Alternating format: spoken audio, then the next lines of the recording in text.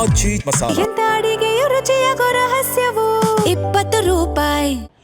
ಪುತ್ತೂರಿನ ದರ್ಬೆಯ ಡಿಜಿಟಲ್ ಸೇವಾ ಕೇಂದ್ರದಲ್ಲಿ ಏನು ಗಲಾಟೆ ನಡೆದಂತಹ ಪ್ರಕರಣಕ್ಕೆ ಸಂಬಂಧಪಟ್ಟಂತೆ ಪೊಲೀಸ್ ಇಲಾಖೆ ವಿರುದ್ಧ ಹಿಂದೂಪರ ಸಂಘಟನೆಗಳು, ಹಿಂದೂ ಜಾಗರಣ ವೇದಿಕೆ, VHP ಎಲ್ಲ ಪುತ್ತೂರು ಬಂದ್ಗೆ ಕರೆ ಕೊಟ್ಟಿರುವಂಥದ್ದು. ಇವತ್ತು ಪುತ್ತೂರು ಭಾಗಶಃ ಬಂದ್ ಆಗಿದೆ, ಸಂಪೂರ್ಣ ಸ್ತಬ್ಧವಾಗಿರುವಂಥದ್ದು. ಇಲ್ಲಿ ನೋಡ್ಬೋದಾಗಿದೆ, ಅಂಗಡಿ ಮುಂಗಟ್ಟುಗಳನ್ನೆಲ್ಲವನ್ನು ಕೂಡ ಬಂದ್ ಮಾಡಿ ವರ್ತಕರು ಈ ಬಂದ್ಗೆ ಬೆಂಬಲವನ್ನು ಕೊಟ್ಟಿದ್ದಾರೆ.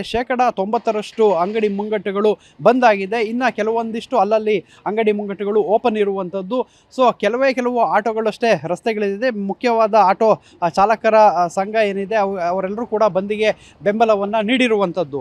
ಪ್ರಮುಖವಾಗಿ ಏನು ಈ ಘಟನೆ ನಡೀತು, ಘಟನೆಯಲ್ಲಿ ಕೇವಲ ಒಂದು ಕಡೆ ಮಾತ್ರ, ಅಂದರೆ ಏನು ಅಂಗಡಿಯಲ್ಲಿ ಇದ್ದಂತಹ ಮಾಲೀಕರು ಏನಿದ್ದಾರೆ ಅವರ ಕಡೆ ಮಾತ್ರ ಅರೆಸ್ಟನ್ನು ಮಾಡಲಿಲ್ಲ. ಹಲ್ಲೆಯನ್ನು ಮಾಡಿದಂಥವರು ಮತ್ತು ಹೊರಗಡೆ ಹಲ್ಲೆ ಪೊಲೀಸ್ ಜೀಪ್ಗೂ ಹತ್ತಿ ಹಲ್ಲೆಗೆ ಯತ್ನ ಮಾಡಿದಂಥವ್ರ ಮೇಲೆ ಕ್ರಮ ಆಗಿಲ್ಲ ಅಂತ ಹೇಳಿ ಈಗ ಈ ಒಂದು ಕರೆಯನ್ನು ಕೊಟ್ಟಿರುವಂಥದ್ದು. ಸದ್ಯಕ್ಕೆ ಪೊಲೀಸ್ ಬಿಗಿ ಬಂದೋಬಸ್ತನ್ನು ಕೂಡ ಮಾಡಲಾಗಿದೆ. ಏನು 5 KSRP ತುಕಡಿಗಳನ್ನು ಇಲ್ಲಿ ನಿಯೋಜನೆಯನ್ನು ಮಾಡಲಾಗಿರುವಂಥದ್ದು. ಅಂದರೆ ಇವತ್ತು ಈದ್ ಮಿಲಾದ್ ಹಬ್ಬ ಕೂಡ ದಕ್ಷಿಣ ಕನ್ನಡ ಜಿಲ್ಲಾದ್ಯಂತ ಇವತ್ತೇ ಈದ್ ಮಿಲಾದ್ ಹಬ್ಬ ನಡೀತಾ ಇರೋದ್ರಿಂದ ಸಾಕಷ್ಟು ಬಿಗಿ ಪೊಲೀಸ್ ಬಂದೋಬಸ್ತನ್ನು ಮಾಡಿರುವಂಥದ್ದು.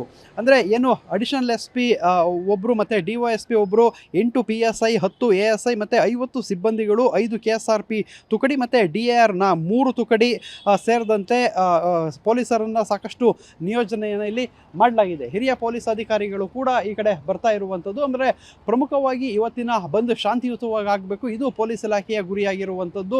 ಸೊ ಸದ್ಯಕ್ಕೆ ಪುತ್ತೂರು ಸಂಪೂರ್ಣವಾಗಿ ಸ್ತಬ್ಧ ಆಗಿದೆ. ಸೊ ಸದ್ಯಕ್ಕೆ ಏನು ಪ್ರತಿದಿನ ಓಪನ್ ಆಗ್ತಿದ್ದ ಅಂಗಡಿ ಮುಂಗಟ್ಟುಗಳೆಲ್ಲವೂ ಕೂಡ ಕ್ಲೋಸ್ ಆಗಿರುವಂಥದ್ದು. ಸೊ ಮುಂದಿನ ಹಂತದಲ್ಲಿ ಬಂದ್ ಯಾವ ರೀತಿ ಇರುತ್ತೆ ಅನ್ನೋದನ್ನು ಕಾದು ನೋಡಬೇಕಾಗಿದೆ. ಕ್ಯಾಮ್ರಾಮನ್ ರಾಜೇಶ್ ಜೊತೆ ಪೃಥ್ವಿರಾಜ್ ಬೊಮ್ಮನಕೆರೆ, TV9 ಮಂಗಳೂರು.